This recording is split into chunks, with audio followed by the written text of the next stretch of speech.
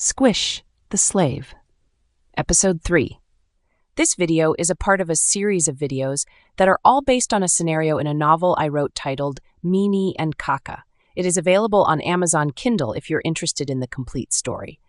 The characters share a common time frame and connected plot, but can be read as standalone adventures.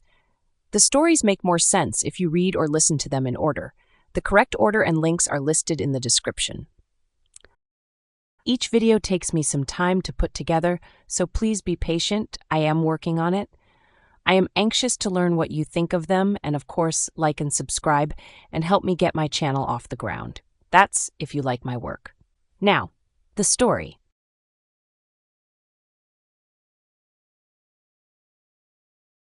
Squish looked down and studied his data pad.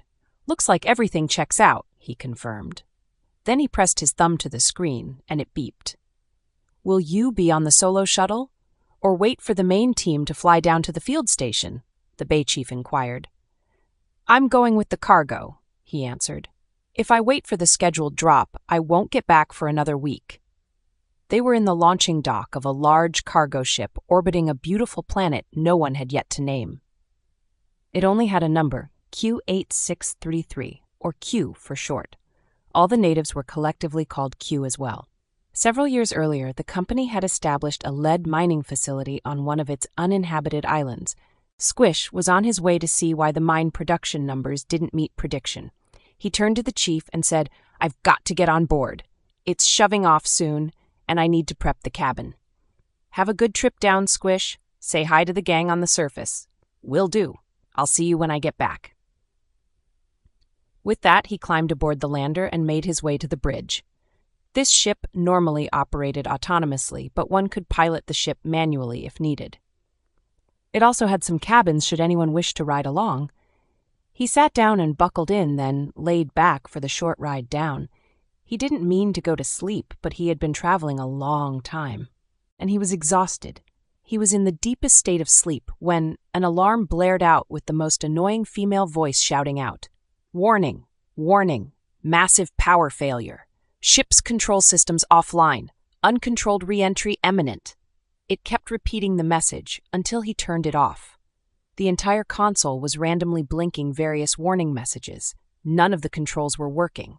And with the AI offline, there was no way to find out what was wrong. Only the environmental system control panel appeared normal. It's an independent system. Most pilots would be stuck and would resign to their fate. But he wasn't the normal pilot. In fact, he worked as an aeronautical systems engineer for a few years before hiring on with co-metals. He also had an advantage that no pilot possessed. While serving as Co's ambassador to Earth, he took advantage of their advanced medical technology. Behind the lens of his left eye and in his ears, they had surgically installed very sophisticated implants. They were linked to a computer on a band around his left arm, which held a very powerful, sophisticated artificial intelligence. It was programmed with basically all the information of every known world. When activated, it would bring up an imaginary screen. It appeared to float in front of him. He could manipulate the functions with his eyes and voice. The easiest way to interface with the AI was through the avatar, named Agnes. Agnes. Yes, Squish, she answered. Link to this ship's network and find out what's wrong. Working. We've been hit by a large meteor, she answered quickly. The system is badly damaged, and I am having difficulty assessing the damage. Can you link to the data path diagram? He asked. Yes, working. There are 2 available ports. I will display them for you on the pseudo monitor. Link to the main data flow chart and display it. A complex chart appeared in front of him. That's good. At least I have a chance to get some kind of control, he thought. His thoughts went back to college, when he was forced to learn how to work them. It was very difficult, frustrating, and he considered it a total waste of time. Currently, his opinion had changed. He took the damaged systems offline and activated the auxiliary units. If this doesn't work, I'm screwed, he grumbled to himself. After a tense moment, he sighed as the system went online. He took a deep breath, then asked for more information. Agnes, update. With the secondary computer in control, Agnes gained a clearer picture. We have been struck by a sizable meteor, she repeated. It hit on the dorsal side above the comm units and traveled through the power distribution unit. What's the status of the control surfaces? The main power to both the ailerons and spoilers are severed, only the horizontal stabilizer is functional. Is that enough to control the ship once we hit the atmosphere? Probably not. Okay, that doesn't sound promising. The ship started shaking, which meant it was entering the atmosphere. Then it stopped. He was well aware of what that meant. He was skipping on the outer layers of the atmosphere, like a stone skimming on the water. That was a good thing. It meant that each skip would slow him down considerably, making the final re-entry slower and cooler. After a few skips, the ship began its final descent. Agnes, display the exterior view of the damaged area. Only the camera on the horizontal stabilizer was functional. That was also fortunate because it gave him a view of the top of the ship.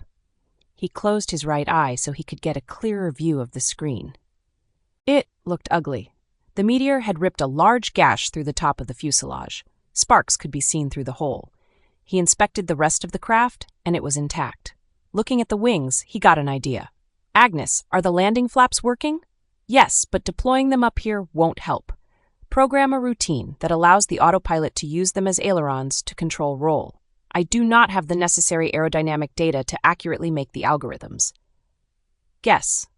Working. No guarantees. None expected.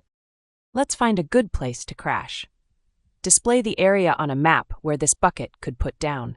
The screen displayed a teardrop-shaped section of the main continent. At least the ship is pointed toward temperate land, not ocean or tundra. Squish spoke to himself. With the main rockets out of commission, Squish had only limited control of the ship's trajectory.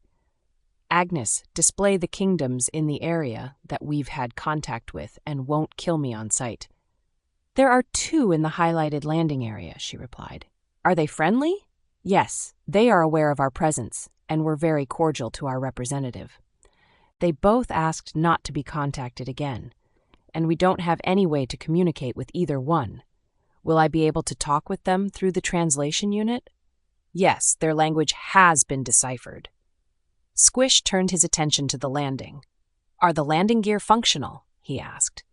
Yes, but the wheels are not suited for landing on rough surfaces.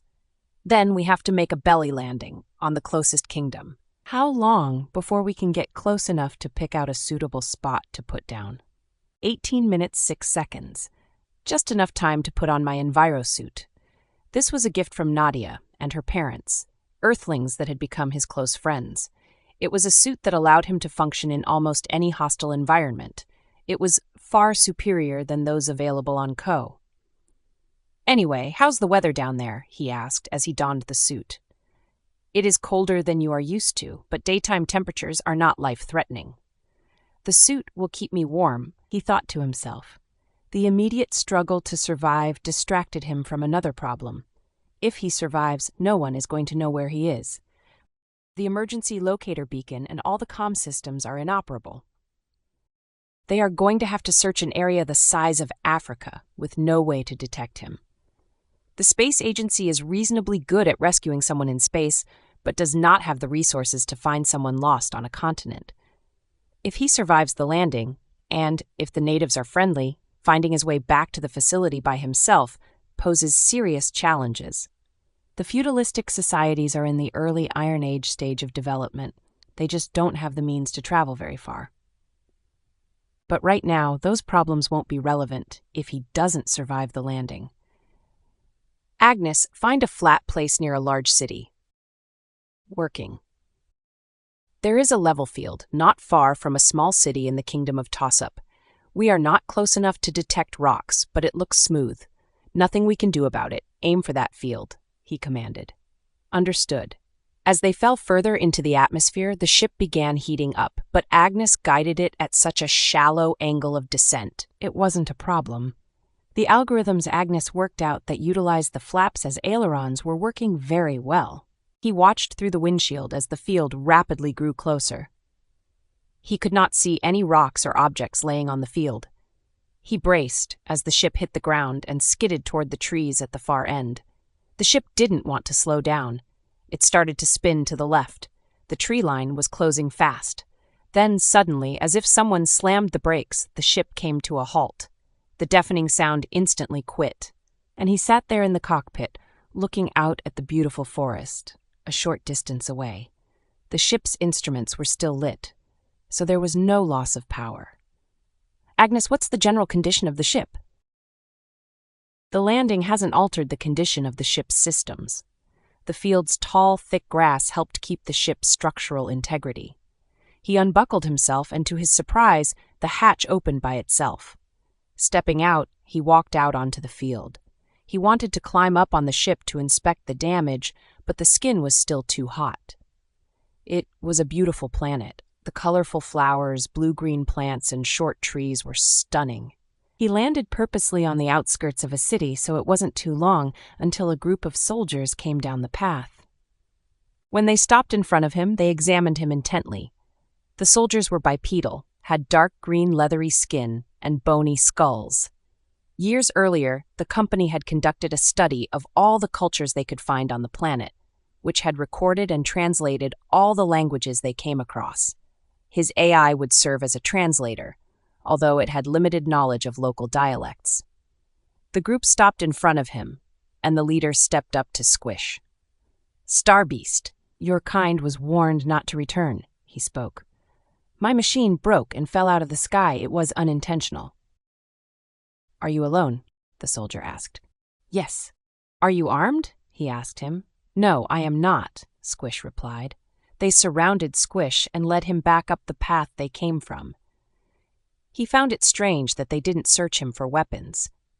"I guess lies aren't the norm in this culture," he thought.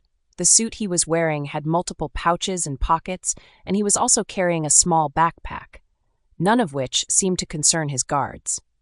The walk through the town was longer than he anticipated. It looked to be a large city, and the path turned to beautiful cobblestone when they reached its edge, and it was lined with flowers on both sides. Although it was not the wealthiest place he ever been, all the dwellings looked neat and well-maintained. They were neatly aligned and all shared the same design. There were a few occupants watching them walk by. He did get the stares, as one would expect, but no one seemed frightened. He took note that no one appeared undernourished. They climbed up a hill, and when they reached the top, a large palace came into view. It reminded him of the medieval castles he visited on Earth. When they finally reached it, his guard told him, "Wait here." He went inside, and after a while he returned. He walked up to one of his guards and ordered, "Take him to the mine," then went back inside. They motioned to Squish and led him down another path. This walk was shorter than he anticipated. They reached a nearby hill, and the mine entrance was clearly visible. It was a reinforced opening, with a group of miners waiting nearby. The guard turned to Squish and instructed, "Wait here, with this group." They left him there, unguarded with the miners. "Makes sense. Where am I going to run?" he mumbled to himself. A team of miners emerged from the mine, and the taskmaster walked up to Squish. "Starbeast, this is your team. They will show you what to do." He walked off, and Squish and his new team walked down into the shaft. It was dark, but his eye implant served as a night vision device. They reached a large room, where they stopped to rest. The group was startled to see such a strange creature, and shuffled to the far end of the cave. "Don't be scared. I'm a starman, and a prisoner just like you," Squish told them. "We are in here together." He sat down alone on the ground and contemplated his situation. After a short while, a brave miner sat down beside him. "You came from the sky. Everyone is talking about you." "My name is Quirk," he said. "My name is Squish," he replied. "What do we do here?" he asked. "I don't know anything about this place. We dig for iron. It is very valuable. They will come for us soon and take us to where we dig. If we find enough iron, we can go home early." "You say we can go home?" "Yes, but if we don't come back, they will hurt us and our family. We cannot run away, for there is nowhere we can go. We will remain slaves anywhere we run to. If we run to Jillish, they will kill us because we are at war. They are gathering a large army near our border. They have many more than we do." "Why did you come here?" Quirk asked. "My machine broke. It was an accident." Quirk explained, "You and I are of the slave class, and all miners belong to the king." "This slave thing is getting old," Squish thought to himself. First I was a slaveholder, then a slave liberator, now I'm a slave. An overseer leading a group of other slaves walked out of a tunnel carrying a basket about half full of small pieces of iron. Squish thought it was strange to find iron in its metal form. Anywhere else, iron ore is always in its oxide form. The overseer examined the basket of iron pieces. "You did well today. The king will be pleased," he stated. "You may go now with your families. Come back tomorrow. The rest, follow me to your work area." Quirk leaned over and said, "That team is lucky. If we can't find enough iron, we will stay longer." They walked through a tunnel. It was dimly lit with what looked like oil lamps on the walls. It was very dark, and the other slaves would occasionally trip on the large stones. Squish debated whether or not to use his flashlight to guide the way. He was afraid of startling his fellow slaves. Soon, the tunnel reached a brighter lit cavern where they were to dig. It was a large open cavern where several teams were striking the walls with crude hammers and chisels. They would cut a large block of stone from the wall and let it fall on the floor. Then they would all strike it and smash it into pieces. Every so often, one of them would find a small piece of iron. He would then toss it into a basket assigned to his team. With all the banging, the noise was deafening. Without prompting, Agnes stated, "Activating the noise-canceling function in your oral implants." The noise quickly and dramatically subsided. Didn't know she could do that, Squish thought. He and his team were assigned a section of wall, and they went right to work. Squish had more muscle than his crew and dug much faster and deeper. But Squish was not accustomed to such strenuous work and soon tired. "There has to be a better way," he spoke out loud. Agnes heard him and asked, "Is that metal you are digging for?" "It's iron. Your utility belt contains a compound field element analyzer. It is used to make preliminary readings of materials and atmosphere found on alien planets. It has various functions, and one of its secondary capabilities is a metal detector that can find any buried metal if it isn't buried too deep. It is particularly sensitive to iron." Squish stopped digging and searched for the device. It was a small cylindrical unit with a small screen. Agnes, turn on its metal detection function and leave it on. Done. Next to him, they had just broken a large block of rock. He waved the device around it, and a form appeared on the small screen. The entire crew stopped digging. They became mesmerized at what to them was magic. It had detected a piece of iron near the surface of the stone. He picked up his hammer and struck the spot and exposed a piece of iron. He dug out the piece and announced, "The rest of the stone has no iron. We don't have to break it apart."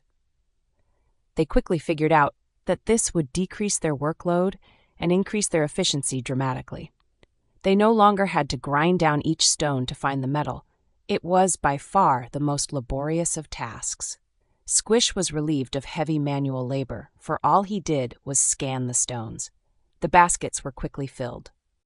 They had easily surpassed the quota for an early release, and probably enough to take the next day off. The overseer walked in and was shocked to see the overflowing basket. He watched them working and called Squish over. "Starbeast, follow me," he ordered. He handed the metal detector to Quirk. "Hold this for me," he requested. "After your shift, leave it with someone you trust." They left the shaft and walked through the town. As they were walking, he saw that many were preparing for war, arrows, swords, and other weapons in different stages of manufacture. At the front door, the overseer commanded, "Wait here." He entered and left him there with the door guards. He soon returned and led him to a large throne room. "Wait here," he ordered again, and left. It was a large circular room with a large round table in the center. A massive purple drape was hung on all around the wall. Agnes spoke. "Squish, someone is hiding behind the curtain close to the entrance," she warned. He could not see anything. Agnes played back a short video. It showed a barely perceptible movement of the drape. Then a foot momentarily poked out under the curtain. "Assassin?" he wondered out loud. "Most certainly," she answered. Infrared shows he is holding a crossbow and is dressed in civilian clothing. A palace guard would certainly be in uniform. Squish examined the infrared image closely. Just then, 2 soldiers came into the room, armed with loaded and cocked crossbows. After they scanned the room, the king walked in behind them. He eyed Squish intently. Before the king could speak, Squish went up to the guard closest to him. He examined his weapon and, with his fingers, gently pointed it toward the curtain. The puzzled soldier let him reorient the powerful bow. Unknown to anyone else, he had instructed Agnes to display a simulated line that indicated where the bow was aimed. When the line pointed directly at the person behind the curtain, Squish pulled the trigger and launched the dart while the soldier was holding it. The guard was surprised, to say the least. It shot through the curtain and struck the assassin in the chest. He let out a scream, and a crossbow flew out and rattled on the ground. The dart had become tangled up with the curtain. He died there, suspended upright. A pool of blood formed around his feet. They all ran to investigate the scene. Squish looked at the king and suggested, "You might want to see if there is anyone else in here and make sure they do a better job of inspecting the room this time." The king stared at him intently. He was not accustomed to be addressed in such a manner. The gate guards had heard the commotion and rushed in, and he ordered them to search the room more thoroughly. They found no one else. They stood around and examined the body. The king remarked, "This is one of my landowners. He hid here overnight after yesterday's religious celebration. The Jillish must have promised him a great deal of iron for my life." He thought for a moment, then remarked, "His plan of escape must have been to run out before anyone could shoot him. He undoubtedly has a prepared hiding place in the hills where he could hide until the Jillish have completed their conquest. Tell me, Starbeast, what is your station?" "I'm a merchant in metal. By our laws, I must set you free, for you have saved the king's life. I am also granting you citizenship of Tossup." "I am honored," Squish replied. The king paused, looked at Squish, then stated, "Maybe I was too hasty sending you to the mine. We are at war and are suspicious of strangers. Your people made it clear that they could not help us in our predicament. This was as close to an apology that the king could make." "It was a little rude," Squish replied. The king liked the honest yet comfortable tone of the conversation. "That machine you use to find iron will help us in the production of weapons. Sit down, you must be thirsty." A servant brought a pitcher of water. He went on to explain how the Jillish had recently conquered their neighboring kingdoms, and they were next. They talked for a while about the dire situation. Then the king mentioned, "I was hoping you might be a general that could find a clever way to fight off the Jillish. They will attack soon, and they greatly outnumber us." "I am a student of military history of several planets," Squish lied, "and I have studied the many times how a smaller army defeated a much larger one with the right tactics. If it worked before, it might work for you." The king said, "I am curious. Come and explain this to my generals." He led him to what was clearly a command center. In the room stood several soldiers, milling around, and a plan of a battlefield on a large table. The king called them together and instructed them to listen to Squish. With Agnes guiding his delivery, he began to explain. On a planet called Earth, several centuries ago, one of the greatest generals that has ever lived on any planet, named Napoleon, defeated a much larger, well-trained army with tactics that could be adapted to these circumstances. Instead of lining your troops in a row like you have here, pointing to the plan on the table, you're to shape your formations into groups. Napoleon arranged his troops in squares, but I suggest you use triangles. Inside each formation, you can place those battle wagons. They will be able to shoot over their lines at the exposed infantry. The generals quickly recognized the genius of the tactics. "The crossfire will be deadly," one remarked, "and there is nowhere on the field where they can stand protected." Another one said, "They will be able to run past the formations into the rear, but they won't do that because they can't leave an intact army behind them. Their king and country will be left vulnerable. Any maneuvering will be useless," another observed. The gloominess was replaced with hope. "Your big problem is that this strategy or any strategy requires dedicated soldiers to succeed." He pointed to the table and exclaimed, "Those formations must retain their integrity in battle or they will quickly fall apart, and you will certainly lose. Your army consists mostly of slaves and servants. They are slaves and servants with you and will be slaves and servants with the Jillish. So why should they fight? before you go into battle, you must set all of them free. Once you set someone free, they would rather die than go back to being a slave. The shock in the room was palatable. Squish continued, "You have a belief that slaves are a natural order, that they accept their station. That is false. I am speaking from someone who has been both a slaveholder and a slave. All of them want to be free." "We can't do that," one of the generals shouted. "They are slaves and our property," he added. Squish countered, "If you don't free them, all of you, your families, and everyone you hold dear will soon experience what it is like to be slaves. And trust me, you won't like it." That statement froze the generals. For they knew it to be true. The Jelish were on a roll. They had conquered their neighboring kingdoms and had enslaved all their populations, including their generals. After a tense silence, the king asked, "Squish, come outside." Yes, of course. Squish had gotten lost in the argument, and now feared he had gone too far. The fact that the king called him by his name rather than Starbeast upset him. They walked out into the hallway. He stopped and faced Squish. He did not look angry. His royal facade disappeared and appeared vulnerable and uncertain. "When my father was king, he and his younger brother would argue incessantly. I asked him about that, and he sat me down and explained, 'When you're king, everyone tells you what they want you to hear, not what you need to hear. You will need someone around you that is not afraid to call you stupid.' My father and uncle died at about the same time and left me to run the kingdom alone. I know that my being king doesn't mean much to you. You see me as just another sentient being and are showing deference just to be polite. I have need of an advisor who doesn't have any motive other than to tell the truth. And, since you have been recently freed, you will need employment. Will you join my staff? Although, under present circumstances, I cannot promise you permanent job security. Please, I've been here a short time and don't know how to address you." Squish responded, "The law requires all my subjects in my kingdom to call me your godliness. I've always hated that pompous title. You will address me as friend, and I will continue to call you Starbeast. My council of advisors will hate this arrangement, but they will smile at my face. For now, please go back to your machine and rest or see the city if you desire.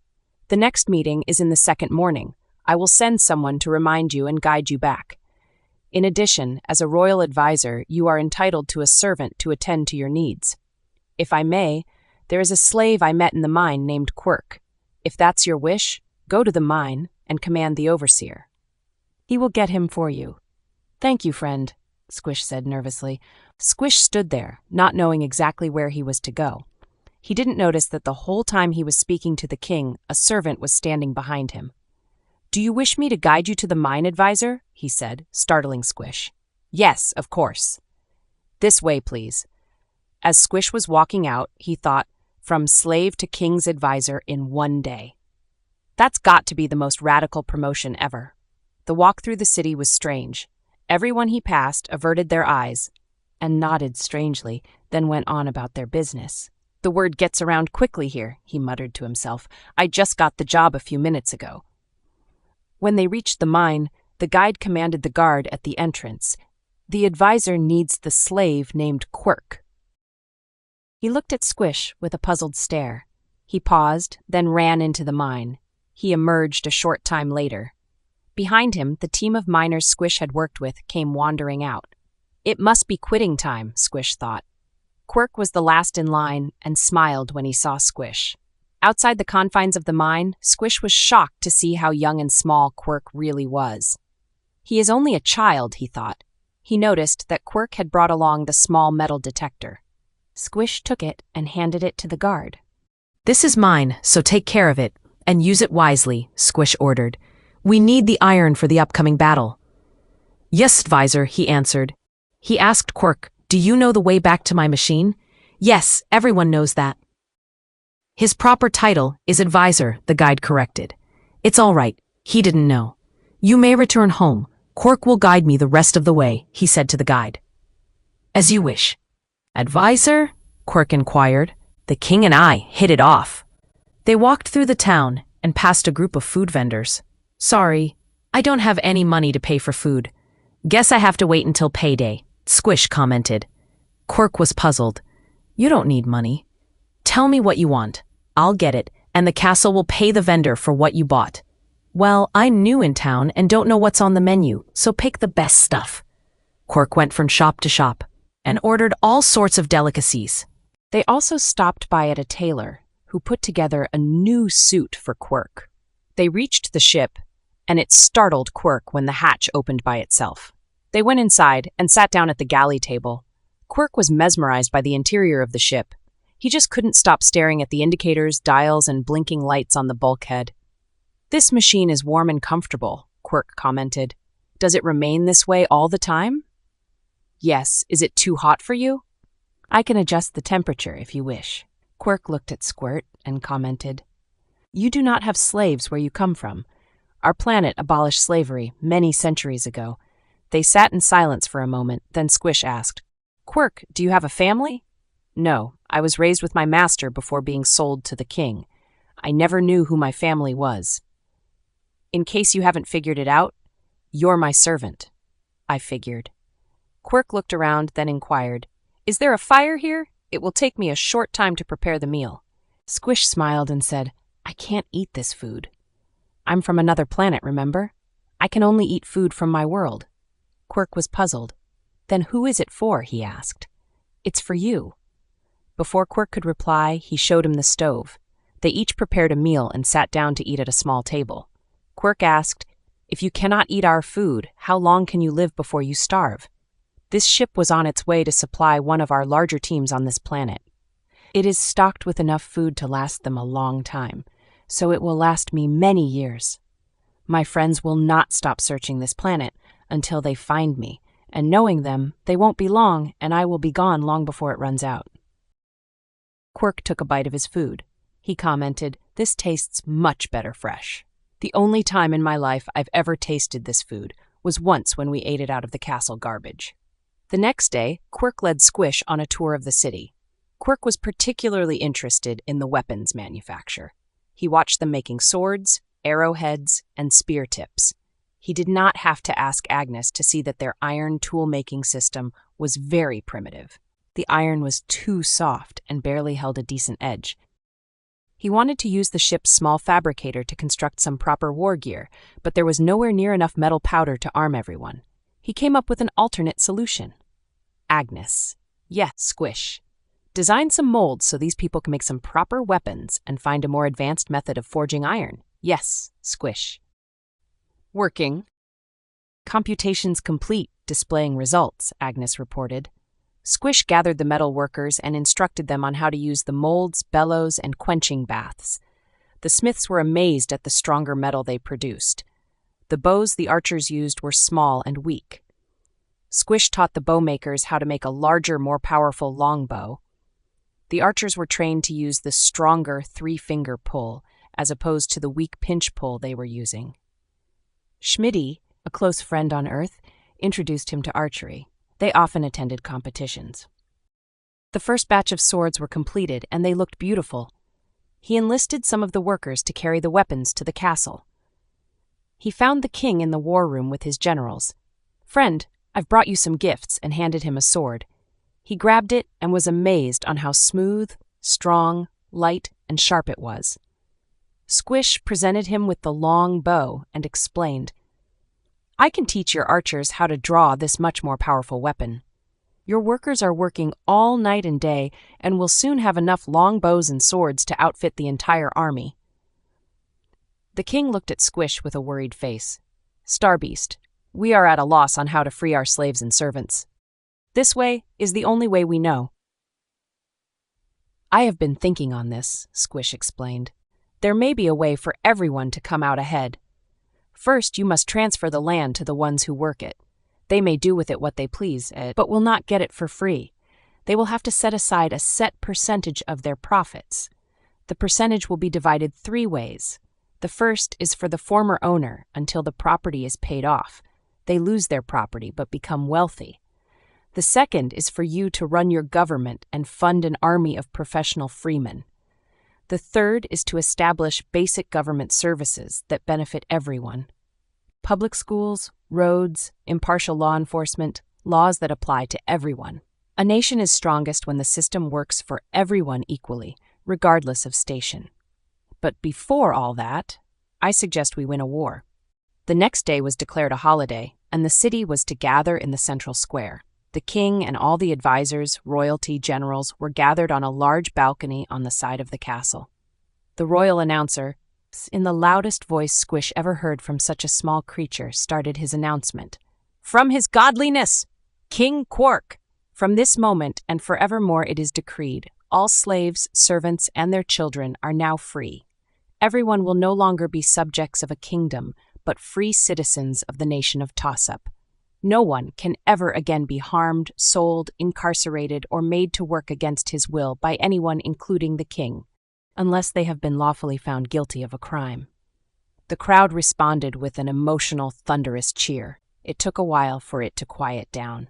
He continued, "The advisor Squish has been sent to us from a distant star, and has a way that we may win the upcoming battle, but it will take all the dedication and discipline only those fighting for their freedom can muster to defeat a much larger army. The king asks, not orders, for your help in the preparations in the upcoming battle. All will be asked to volunteer for duty, with no penalty for refusal. Either we will start as a new, free nation, or all who survive will serve as slaves to the Jillish. There is no middle ground.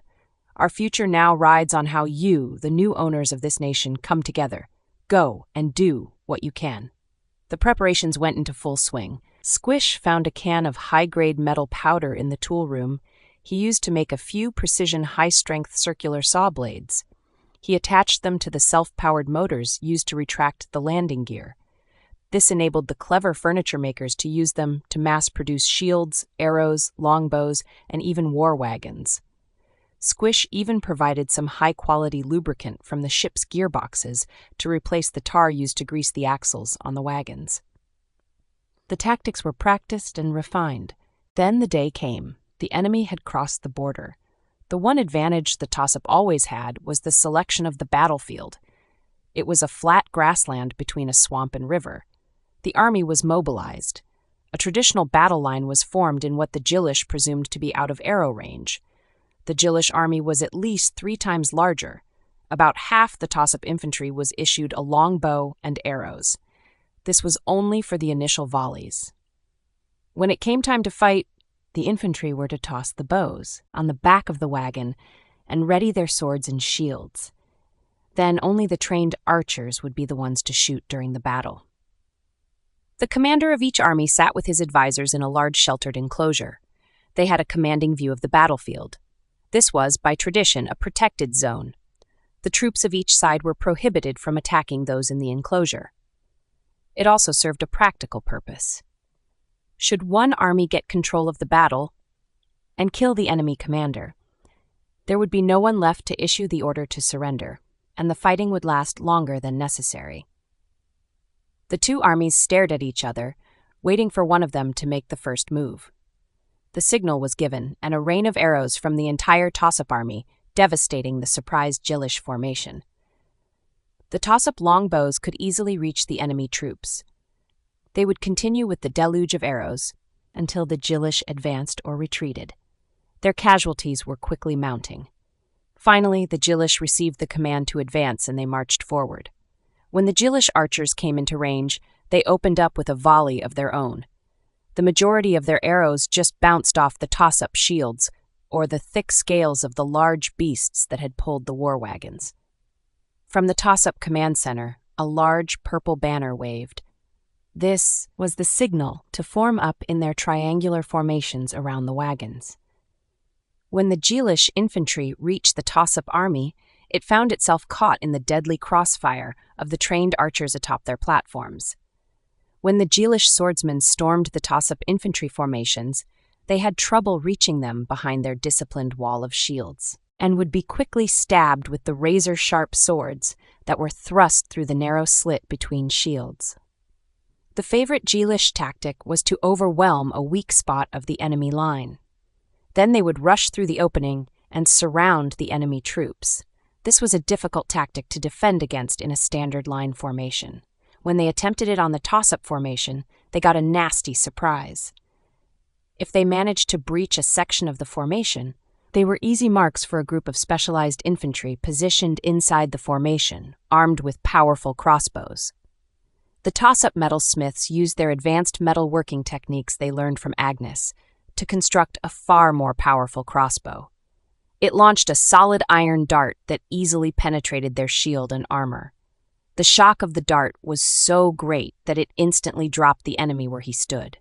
At point-blank range, they could easily pick off the attacking troops until the formation regained its integrity. The Geelish army was taking unsustainable casualties. Squish was watching the battle from the safety of the enclosure along with the king and other dignitaries. He could zoom in on the battle and watch it close up with his implant. But when he tried, he found it very upsetting. The king used a small telescope to monitor the battle. Squish constructed a few for the king and staff. Both sides used large flags to communicate commands. They also used them to communicate with each other. The king turned to Squish and remarked, "I suspect the fighting will soon stop." From the enemy command enclosure, a large green banner was unfurled and began waving furiously. Smaller similar flags spread out behind the lines appeared, visible to all the troops. The soldiers on both sides took notice of the signal.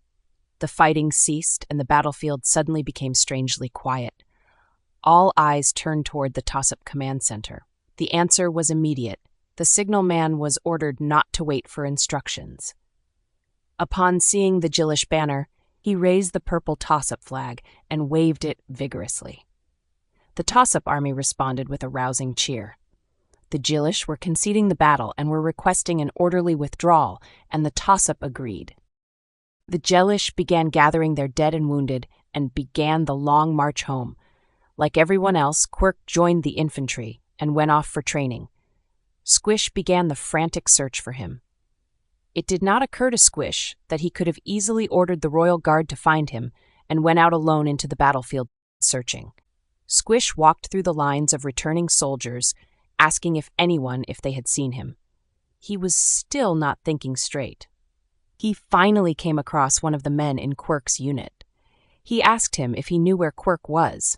The soldier was wounded, with a piece of arrow sticking in his shoulder. The tired infantryman merely pointed to one of the wagons that was carrying casualties.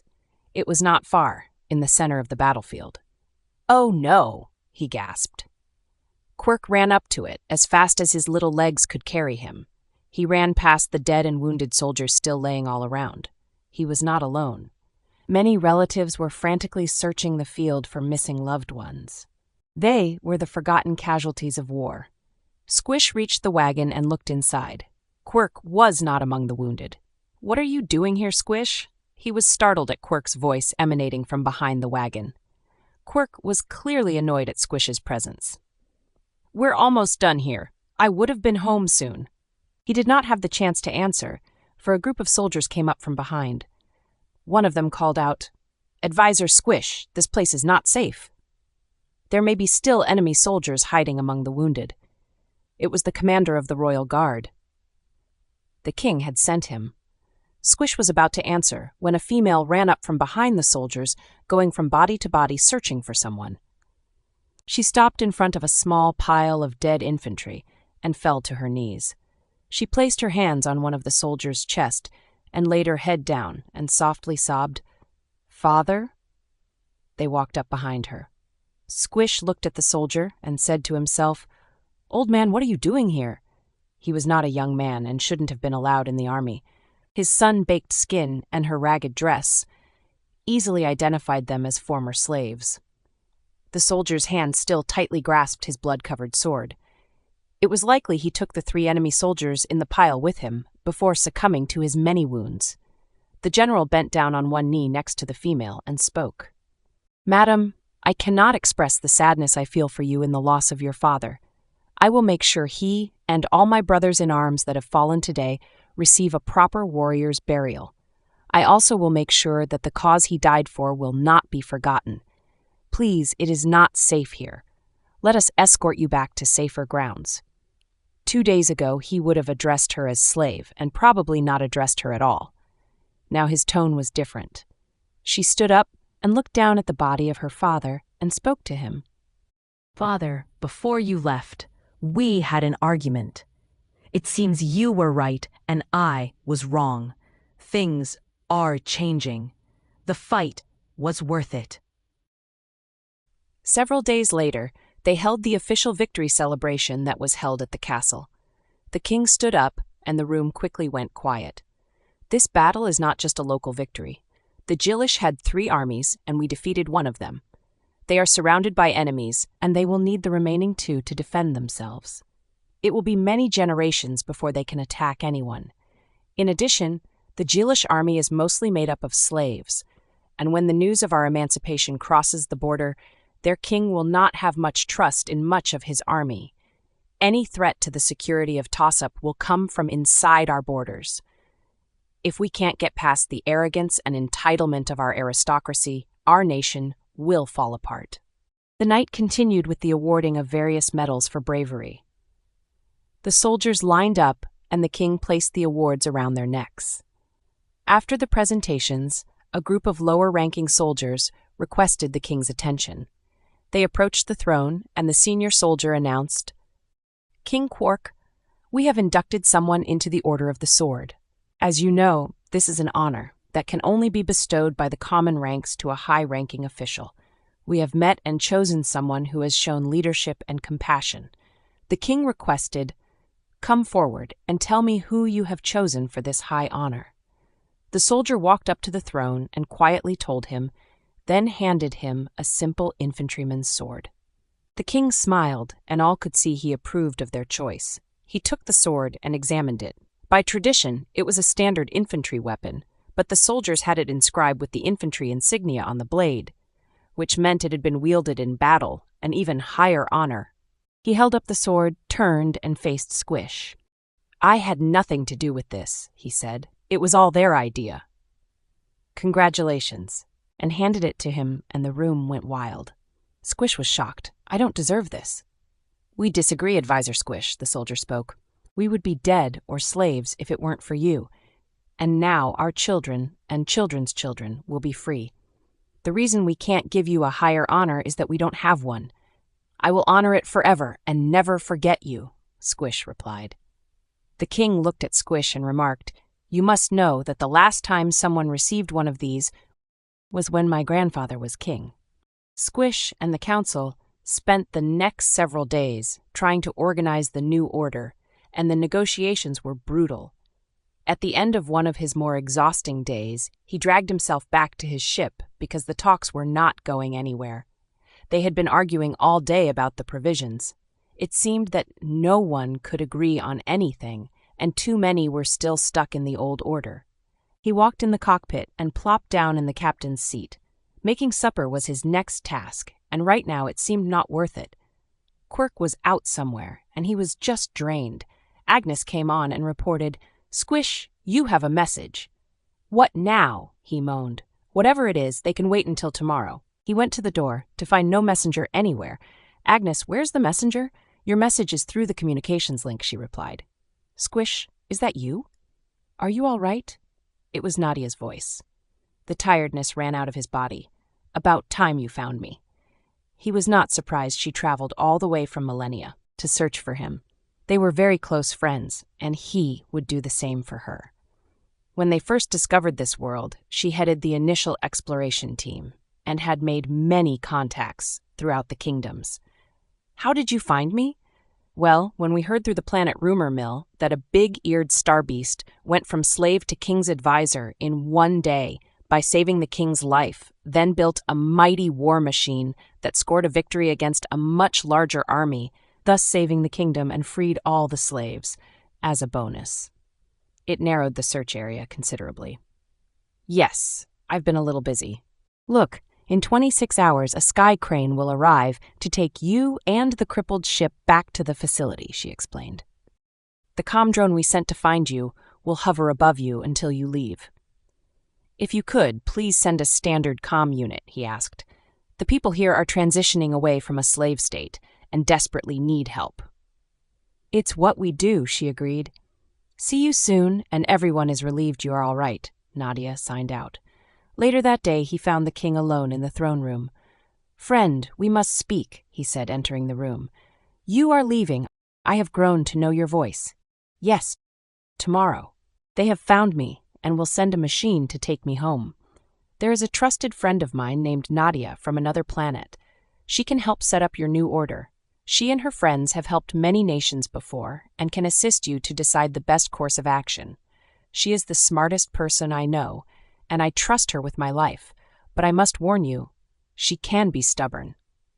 The king looked at Squish and said, "Star Beast, if I can deal with you, I can deal with anyone. Come, I want to show you my garden." They walked behind the far wall and climbed down some stairs, then along a long hall that turned out to be a tunnel. The door at the end opened into a beautiful palace and garden. There were many colorful plants and flowers lining the winding path. The graceful architecture reminded Squish of Italy when he visited Earth. It was beautiful, unlike the ugly castle above. The quiet splashing of the small waterfall upstream contributed to the relaxed atmosphere. The king explained, this area was built many generations ago to serve as an escape from the pressure of power for the royals. It also served as an actual escape should the castle be taken by an enemy. Our laws dictate that outsiders are strictly prohibited from entering. No one other than the royal family and a few select servants and guards has ever been in here. Ever. Squish, you are the first. I am deeply honored. The king stood quiet for a moment, then led Squish down a path. He guided him to what looked like a large, colorful maze carved along the steep cliff. It was full of all sorts of colorful figurines. "Squish, this is a game my father and I would play whenever he had the chance. Come, I'll show you." He explained the rules, then they started playing. It played like a cross between croquet and miniature golf. They laughed and bantered like children throughout the course. The king initially took the lead, but Squish caught up and crossed the finish line first. He glared at Squish. "It's not wise to beat the royalty." Squish glared back. "The times, they are a-changing." I hope you enjoyed the story. So if you like my work, please like and subscribe, and I would really like to know what you think of my story. As I mentioned in the beginning of the video, these videos share a storyline that begin with a book I wrote titled Meanie and Kaka.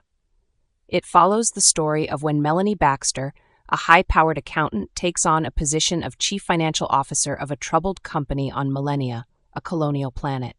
Her troubles became significantly worse when, on a routine resupply mission, the space station she was in was attacked by an alien ship. She eventually finds herself and a small crew stranded on an alien planet. Now they must find a way to ally themselves with the local aliens so they can help them call for help and get back home. It is available on Amazon Kindle.